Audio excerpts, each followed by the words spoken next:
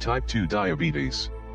Type 2 diabetes was also previously referred to as non-insulin dependent diabetes mellitus, NIDDM, or adult-onset diabetes mellitus, AODM. In type 2 diabetes, patients can still produce insulin, but do so relatively inadequately for their body's needs, particularly in the face of insulin resistance as shown. In many cases this actually means the pancreas produces larger than normal quantities of insulin.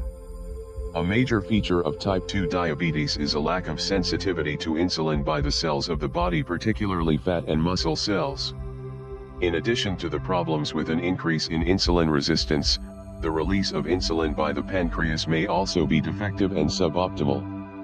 In fact, there is a known steady decline in beta cell production of insulin in type 2 diabetes that contributes to worsening glucose control. This is a major factor for many patients with type 2 diabetes who ultimately require insulin therapy.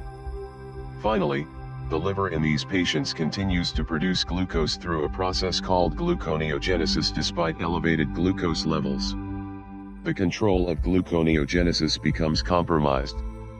While it is said that type 2 diabetes occurs mostly in individuals over 30 years old and the incidence increases with age, an alarming number of patients with type 2 diabetes are barely in their teen years.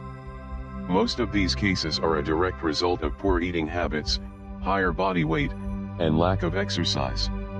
While there is a strong genetic component to developing this form of diabetes, there are other risk factors, the most significant of which is obesity. There is a direct relationship between the degree of obesity and the risk of developing type 2 diabetes, and this holds true in children as well as adults. It is estimated that the chance to develop diabetes doubles for every 20% increase over desirable body weight.